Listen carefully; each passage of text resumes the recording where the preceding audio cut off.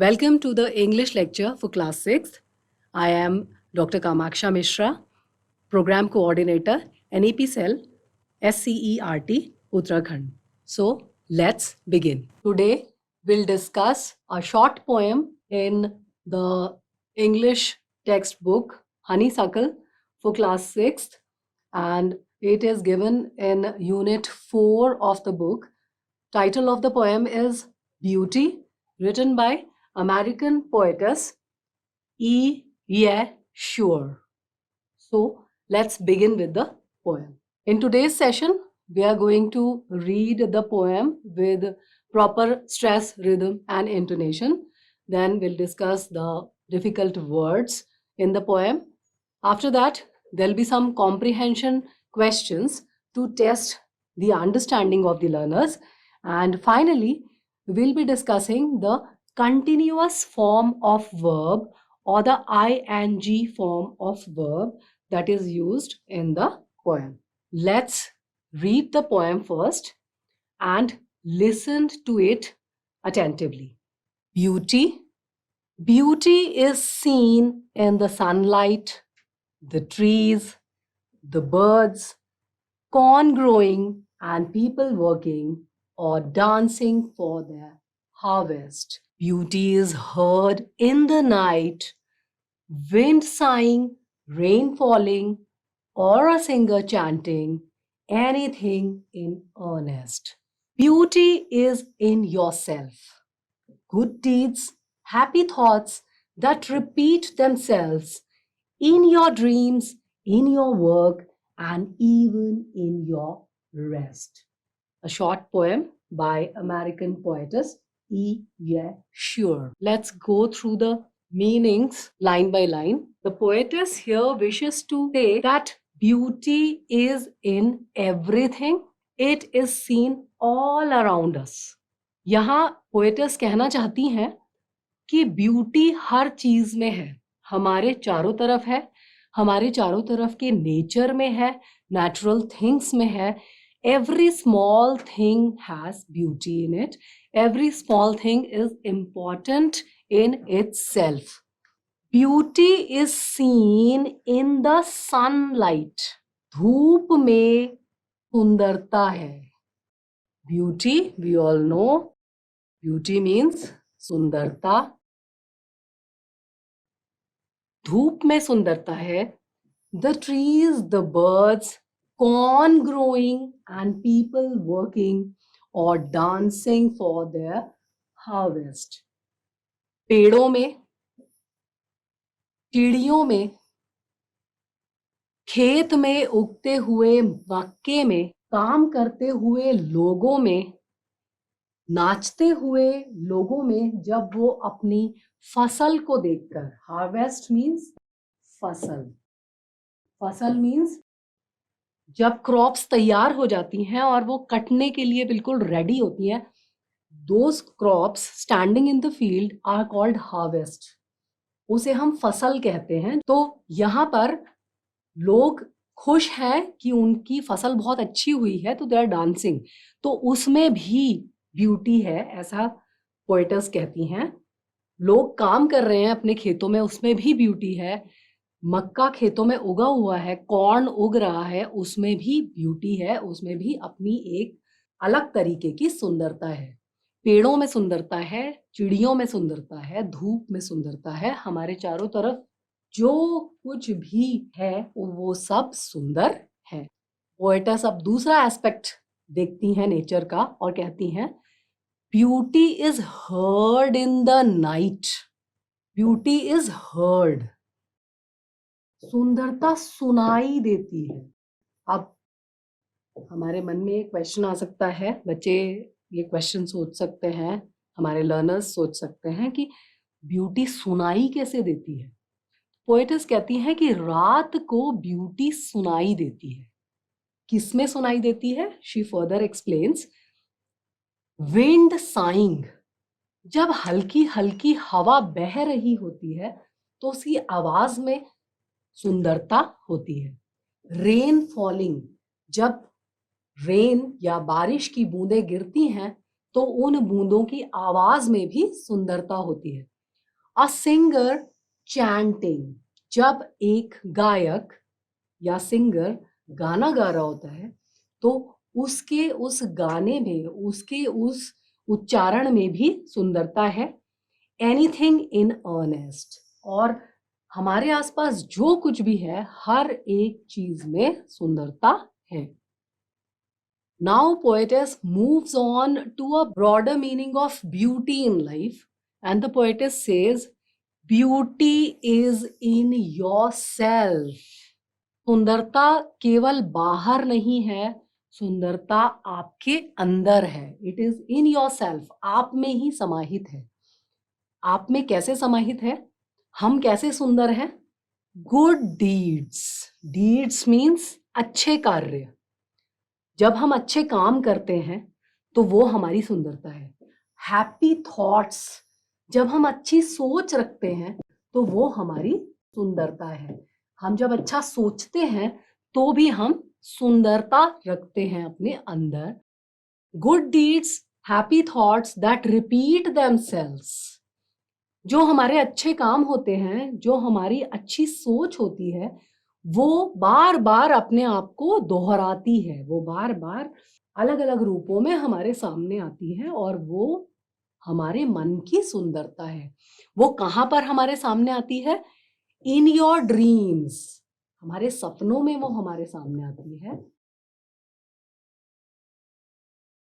In your work, वो हमारे काम में हमारे सामने आती है। जब हम अच्छा काम करते हैं उसके लिए हमको शाबाशी मिलती है, उसके लिए हमको बधाइयाँ मिलती हैं, तो हमारे काम में हमारे वो अच्छी सोच और वो हमारा अच्छा करना दिखता है। And even in your rest, और जब हम आराम की मुद्रा में होते हैं, जब हम रेस्ट की पोजीशन में होते हैं, तब भी हमें ये ब्यूटी दिखती है। जैसे आप यहाँ पिक्चर में देख पा रहे हैं कि एक फीमेल आपको एक पहाड़ के ऊपर बैठी हुई नजर आ रही है, और अगर आप उसके चेहरे को ध्यान से देखेंगे तो आपको उसका चेहरा बहुत ही शांत दिख रहा है। यानी इस वक्त वो बिल्कुल आराम की मुद्रा में है, वो मेडिटेशन में है, वो अपने साथ है, स्वयं के साथ है। She is in her own company, और यहाँ पर वो बहुत ही निर्मल आनंद का अनुभव कर रही है, ऐसा हमें इस पिक्चर को देखकर लगता है। तो यहाँ पर पोएटेस बोलती हैं कि ब्यूटी आपके खुद के अंदर भी है। खुद के अंदर वो कैसे दिखती है? आपके जो अच्छे काम होते हैं, आपके जो अच्छी थॉट्स होती हैं, अच्छा सोचना होता है, आपकी अच्छी सोच होती है, वो रिपीट करती है खुद को। ये सारी चीजें रिपीट होती हैं आपके सामने। कैसे होती हैं? आपको अच्छे अच्छे सपने आते हैं उसी की वजह से, क्योंकि आप अच्छा काम करते हैं और आप अच्छा सोचते हैं, तो आपको अच्छे सपने आते हैं। जो आप अच्छे कार्य कर रहे होते हैं उसके लिए जब आपको प्रशंसा मिलती है, जब आपको एक्नॉलेजमेंट मिलती है, जब आपको बहुत सारी गुड विशेस मिलती हैं, तो वो आपके अच्छे काम के कारण होती हैं और आपकी अच्छी सोच के कारण होती है। और जब आप अच्छा सोचते हैं, किसी के विषय में कुछ गलत नहीं सोचते, किसी का बुरा करने की नहीं सोचते, तो आप रेस्ट में रहते हैं। You feel the pious bliss, आपको उस निर्मल आनंद की प्राप्ति होती है, क्योंकि आपके अंदर किसी के लिए भी कोई वैर या कोई गलत भावना नहीं होती। इसके अलावा आपको फिर दोबारा पोएटेस रात के सीन में ले गई, और यहाँ उन्होंने बताया कि ब्यूटी केवल सनलाइट में ही नहीं है, बल्कि she says beauty is heard. Beauty is heard means how can you here beauty at night? आप कैसे रात को ब्यूटी को सुन सकते हो? जब विंड की आवाज आपको सुनाई देती है, यानी हवा के बहने की आवाज आपको सुनाई दे रही होती है। साइंग का क्या मतलब होता है? सांसें लेना को हम साइंग कहते हैं। तो वैसे ही हवा सांसें ले रही है और आप वो सुन पाते हैं। रेन फॉलिंग, बारिश की बूंदें गिर रही होती हैं और हम अंधेरे के कारण उन्हें देख नहीं पा रहे होते, लेकिन हम उसकी आवाज सुन पा रहे होते हैं और उसकी सुंदरता को महसूस कर पा रहे होते हैं। हम उसे फील कर पा रहे होते हैं। और अ सिंगर चैंटिंग, एक सिंगर वो कोई मधुर गीत गा रहा है और हम उसके गाने को सुन रहे हैं और उसे फील कर पा रहे हैं। हम उसे देख नहीं रहे, उसके गाने को हम देख नहीं सकते, मगर हम उसे सुन रहे हैं और फील कर रहे हैं। एनीथिंग इन द अर्नेस्ट, और हम सारी जिन भी चीज़ों को ध्यान से सुन रहे हैं उनको हम फील कर पा रहे हैं और उनकी ब्यूटी को हम एंजॉय कर रहे हैं। तो इस तरह से हम रात को भी ब्यूटी अपने चारों तरफ पाते हैं। And finally the poetess moves on to the ultimate sense of the poem and she says beauty is in yourself. Poetess कहती हैं ब्यूटी तो आपके अंदर ही है। और कैसे है आपके अंदर? जो गुड डीड्स आप करते हैं, जो अच्छे कार्य आप करते हैं, जो हैप्पी थॉट्स, जो अच्छी सोच आप रखते हैं, वो बार बार रिपीट होती है आपके ड्रीम्स में, आपके वर्क में, क्योंकि आपको बहुत सारी प्रेजेस मिलते हैं, बहुत सारी गुड विशेस मिलती हैं उस अच्छे काम के लिए। And even in your rest, और आप अपने जब रेस्ट पोजीशन पे होते हैं उस समय भी आप उस इनर ब्यूटी को, अपने अंदर की उस सुंदरता को महसूस कर पाते हैं और वो आपको बहुत अधिक पीस या शांति देती है। Now let's move on to the summary part of the poem. In this poem, the poet is trying to say that beauty is in everything. All the small things that happen in the environment around us, or our small acts, everything has beauty in it. यहाँ कवयित्री कहना चाहती हैं कि beauty हर चीज में है। जो भी छोटी छोटी चीजें इस पूरे वातावरण में, इस पूरे एनवायरनमेंट में, इस पूरे पर्यावरण में हमारे चारों तरफ है, या हमारे छोटे छोटे काम हैं, उन सब में सुंदरता है। The sunlight has its own beauty. Beauty can be seen in the growing corns, people who are working and dancing for getting good harvest. Beauty is not only seen but can also be heard or felt. For instance, when night falls, wind blows slowly, the sound of the rainfall, or when a singer sings. All these things give pleasure to the mind and make it happy. यहाँ कवयित्री कहती हैं कि sunlight की अपनी beauty है। जो मक्के की फसल खेतों में हो रही है उसकी अपनी ब्यूटी है, उसमें हम सुंदरता देख सकते हैं। जब लोग काम करते हैं और अच्छी फसल होने के लिए नाचते हैं, उसमें भी सुंदरता है। सुंदरता को केवल देखा ही नहीं जा सकता, बल्कि उसे सुना और महसूस भी किया जा सकता है। कैसे? जब रात होती है, हवा हल्की चल रही होती है, हल्की बह रही होती है, तो उसकी आवाज में सुंदरता है। बारिश की बूंदों के गिरने में सुंदरता है। जब कोई गायक गाता है उसमें सुंदरता है, क्योंकि ये सारी चीजें हमारे मन को सुकून देती हैं, खुशी देती हैं और हमें अच्छा फील कराती हैं। Beauty is not just outside, it is with in. Now here we move on to the broader sense of the poem. The poetess says that beauty is not something that can be seen only in the outside world. Beauty कोई ऐसी चीज नहीं है जिसे केवल बाहर की दुनिया में या अपने पर्यावरण में, अपने वातावरण में, अपने आसपास ही देखा जा सकता है, बल्कि ब्यूटी तो मन के अंदर है। आपके अंदर की सुंदरता ही रियल ब्यूटी है। Beautiful is the self. आपका जो सेल्फ है, आपका जो स्व है, वही असल मायनों में ब्यूटीफुल है। आप अगर अच्छे हैं तो आपको सब कुछ अच्छा दिखाई देता है। आप अगर पॉजिटिव थॉट्स रखते हैं तो आपको सामने हर चीज पॉजिटिव दिखाई देती है। हर चीज में पॉजिटिविटी आप ढूंढते हैं, and that is your beauty. Our good deeds, happy thoughts that please everyone are all beautiful. हमारे अच्छे काम, हमारी अच्छी सोच जिससे सब लोग खुश होते हैं, ये सब सुंदर है. Our dreams are also beautiful as they give us reason to advance and work with zeal. हमारे सपनों में ये ब्यूटी रिफ्लेक्ट होती है और हमारे सपने भी सुंदर हो जाते हैं क्योंकि वो हमें पूरे उत्साह से काम करने के लिए वो हमें मोटिवेट करते हैं, वो हमें प्रोत्साहित करते हैं. Beauty is in our style of work. हम जिस तरीके से काम करते हैं उसमें ब्यूटी है. The way we take rest and sleep, हम जिस तरीके से सोते हैं, जिस तरीके से हम आराम करते हैं, उसमें भी ब्यूटी है.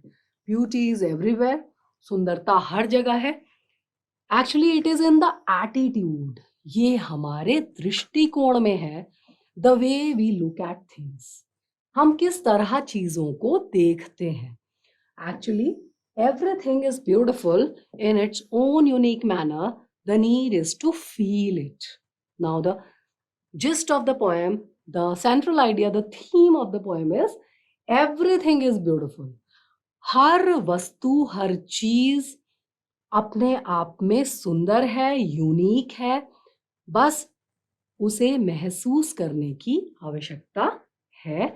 तो हमारे चारों तरफ सुंदरता फैली हुई है और अगर हम उसे महसूस कर पाते हैं, फील कर पाते हैं, तो वो हमारे लिए बहुत इंपॉर्टेंट बन जाती है.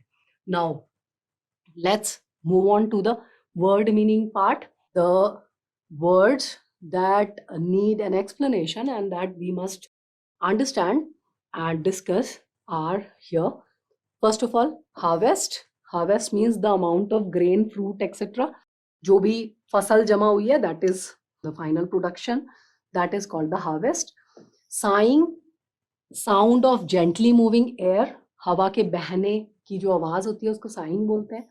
Chanting, to sing or shout a word many times, जब आप एक किसी वर्ड या ग्रुप ऑफ वर्ड्स को गाते हैं या उसे जोर से उच्चारण करते हैं, दैट इज चैंटिंग. जैसे हम मंत्र बोलते हैं तो उसको चैंटिंग बोलते हैं, मंत्रोच्चारण.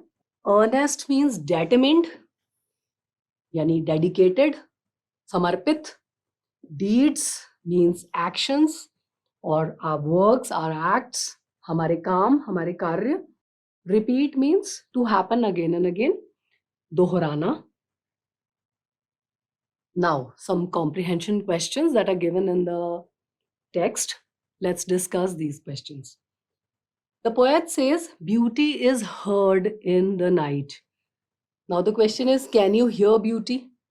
Add a sound that you think is beautiful to the sounds the poet thinks are beautiful. The poet Keats said, heard melodies are sweet, but those unheard are sweeter. What do you think this means? Have you ever heard a song in your head long after the song was sung or played? यहाँ पर poet कहती है कि beauty is heard in the night. Beauty रात को सुनाई देती है. Can you here beauty? This is one question that is asked in the text. Can you here beauty? क्या आप ब्यूटी सुन सकते हैं? तो यहाँ पर आपको पोएम में कुछ इसके आंसर्स मिले हैं कि आप जब विंड की आवाज सुनते हैं, wind, the saying sound of the wind और द फॉलिंग ऑफ रेन, तो इन सब की आप आवाज सुनते हैं, या वर चैंटिंग ऑफ अ सिंगर. तो इसी तरीके से क्या कुछ और साउंड्स आप ऐड कर सकते हैं इन साउंड्स में जो आपको पोएटस ने बताई हैं. यहाँ पर टेक्स्ट में जॉन कीट्स, जो कि एक बहुत ही फेमस पोएट हैं, उनकी कुछ लाइंस यहाँ पर कोट की गई हैं. Heard melodies are sweet. जो मधुर गीत हम सुनते हैं वो तो मधुर होते ही हैं, लेकिन जो हम नहीं सुनते, but those unheard are sweeter, वो उससे भी ज्यादा मीठे होते हैं. What do you think this means? यहाँ पर आपसे पूछा है कि इसका क्या मतलब है. जो मेलोडीज, जो गाने आपको सुनाई दे रहे हैं, मेलोडीज मीन्स स्वर, सुरबद्ध किए हुए स्वर जो आपको सुनाई दे रहे हैं वो तो स्वीट हैं, वो तो मीठे हैं ही, लेकिन जो आपको नहीं सुनाई दे रहे वो तो और भी मीठे हैं. Have you ever heard a song in your head long after the song was sung or played? क्या आपने कभी अपने दिमाग में ऐसा कोई गाना सुना है, मतलब आपके मन में ऐसा कोई गाना बज रहा था जो आपने बहुत बाद में, आपने पहले वो गाना कभी गाया था, कहीं से कहीं पे सुना था, या कहीं पे गाया गया था और आपका बहुत समय के बाद आपको वो अपने दिमाग में सुनाई देता है, अपने दिमाग के अंदर आपको सुनाई दे रहा है अपने आप से। तो क्या ऐसा आपके साथ कभी हुआ है? Now the answer to the question is we do hear beautiful sounds. हम सुंदर आवाजों को सुनते हैं। For instance when a guitarist plays the guitar, when a cuckoo sings, when the raindrops fall on the ground, when a soft breeze flows etcetera. हम बहुत सारी sound सुनते हैं, जैसे जब कोई गिटारिस्ट गिटार बजा रहा होता है, जब कोयल गा रही होती है उसके गाने की आवाज हम सुनते हैं। हमें पता नहीं चलता कि पेड़ के झुरमुट में कहाँ पर कोयल बैठी है, लेकिन हम उसको सुन पाते हैं। रेन ड्रॉप्स जब गिरती हैं और जब सॉफ्ट ब्रीज यानी जो सॉफ्ट विंड होती है वो बह रही होती है, तो उसकी आवाज को भी हम सुन पाते हैं। हम उन्हें देखते नहीं मगर हम उन्हें सुनते हैं। Heard melodies are sweet, but those unheard are sweeter.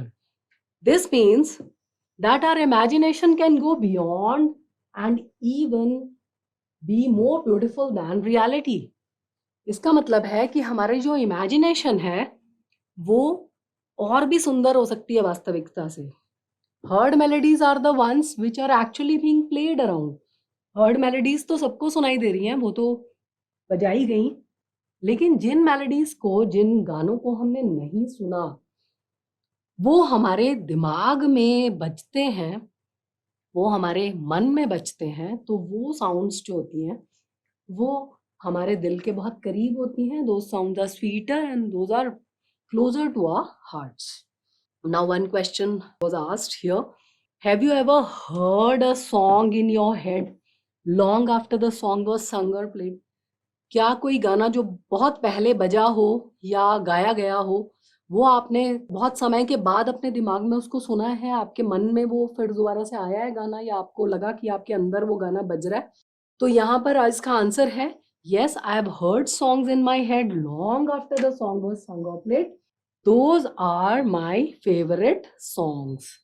Here the answer is yes. Many a times it happens. हम कभी कोई गाना कभी भी सुनते हैं, बहुत पहले हमने उसे सुना होता है और अचानक वो कई दिनों के बाद, कई महीनों के बाद वो हमको फिर से अपने आप ही हमारे दिमाग में वो आ जाता है और वो अपने आप ही हमारे मन में बजने लगता है। Now let's move on to the next question. Read the first and second stanzas of the poem again. Note the following phrases. Now in the first and the second stanza of the poem, you've read some phrases. Phrases means group of words like corn growing, people working or dancing, wind sighing, rain falling, a singer chanting. So here in the text, it is said that these could be written as corn that is growing, people who are working or dancing. यहाँ पर short phrases use किए गए हैं।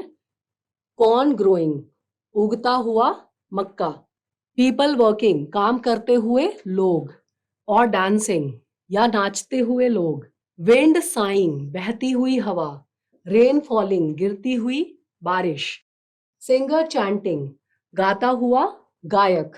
तो इसे ऐसे भी लिखा जा सकता है corn that is growing, people who are working or dancing. So now the question is, can you rewrite the other phrases like this? Why do you think the poet uses shorter phrases? क्या आप इन phrases को, जो बाकी के phrases हैं, उन्हें भी ऐसे ही इसी फॉर्म में लिख सकते हैं? तो yes, हम लिख सकते हैं। Like हम इसको लिख सकते हैं thoughts that are happy, deeds that are good, melodies that are heard. हम इसको ऐसे भी लिख सकते हैं The poet has used these phrases to add beauty and rhythm to the poem. Shorter forms also highlight the idea and make them more impactful. तो answer इस question का ये है कि जब हम शॉर्ट फॉर्म्स यूज करते हैं, अगर पोएम में शॉर्ट फॉर्म्स यूज की जा रही हैं, तो वो पोएम की ब्यूटी को बढ़ा देती हैं, उसके रिदम को, उसमें जो म्यूजिकल सेंस होता है उसे बढ़ा देती हैं। तो उसकी ब्यूटी को एनहांस करने के लिए इन्हें यूज किया जाता है, और साथ ही साथ जो आइडिया पोएट देना चाहता है वो हाईलाइट हो जाता है इससे, और ज्यादा इम्पैक्टफुल होता है, उसका इफेक्ट जो है वो ज्यादा होता है, तो वो ज्यादा इफेक्टिव होता है. That is why the poet uses short forms. Now one more question is there. Write a paragraph about beauty. Use your own ideas with the ideas in the poem. You may discuss your ideas with your partner. Now, what you have to do, you have to write a paragraph on beauty. So, here are some hints for it, and you can write your own paragraph also, and you can take help from the text also. Beauty lies in the eyes of the beholder. ऐसा कहा गया है कि सुंदरता देखने वाले की आंखों में होती है. The statement is true to its core. Beauty is how you perceive things. Beauty इस बात पर निर्भर करती है कि आप चीजों को कैसे देखते हैं, आपका एटीट्यूड कैसा है. Everything in nature is beautiful. Nature में जो भी चीज है वो ब्यूटीफुल है, सुंदर है. Every insect, tree, plant, human, mountain, river, rain and soil is beautiful in its own way. It depends on the person who sees it, whether he or she considers it to be full of beauty or not. Nature की हर चीज सुंदर है, चाहे वो कोई कीड़ा मकोड़ा हो, या कोई ट्री हो, प्लांट हो, ह्यूमन बीइंग हो, या माउंटेन हो, रिवर हो, रेन हो, या सॉइल मिट्टी हो. हर चीज में अपनी ब्यूटी है, हर चीज में अपने आप की सुंदरता है, हर चीज अपने आप में यूनिक है. It depends on the person who sees it. ये उस व्यक्ति पे डिपेंड करता है जो उसे देख रहा है, कि वो उसे सुंदरता के रूप में देखता है या नहीं, उसे वो चीज ब्यूटीफुल लगती है या नहीं. Here is home assignment, a very short assignment for you all. You all must have seen words ending in ing in the text. आपने पोएम में ing वर्ड्स देखे थे, जैसे इसमें बहुत सारे ing वर्ड्स आए थे. Growing, working, one word is dancing. अब ये कैसे बने हैं? ग्रो में जब हमने ing ऐड कर दिया तो ये ग्रोइंग बन गया. वर्क में हमने ing वो ऐड कर दिया तो वर्किंग बन गया. उसी तरह से डांस में हमने ing ऐड किया तो ये डांसिंग बन गया. और जब भी किसी वर्ड के लास्ट में ई होता है तो हमें, और उससे पहले एक कॉन्सोनेंट होता है. ई वोवेल है और सी कॉन्सोनेंट है, तो सी के बाद ई आया है इसलिए ई को ड्रॉप कर देंगे, और जब इसका ing फॉर्म बनेगा तो आप इसको ई को ड्रॉप कर देंगे और ing इसमें लगा देंगे, तो ये डांसिंग बन जाएगा.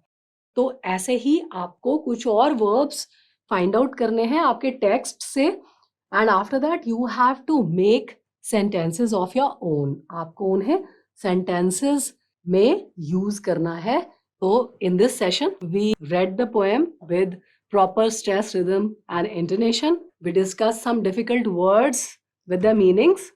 Then we had some question answers, the comprehension part, to test the understanding of the learner, and these questions were from the book itself. And finally we saw the ing form, or the continuous form of verb. Continuous form means the progressive form of verb. When something is happening at that specific time, be it in the present, past or future. Dear learners, I hope you must have understood the topic clearly. So, see you soon with a new topic. Thank you.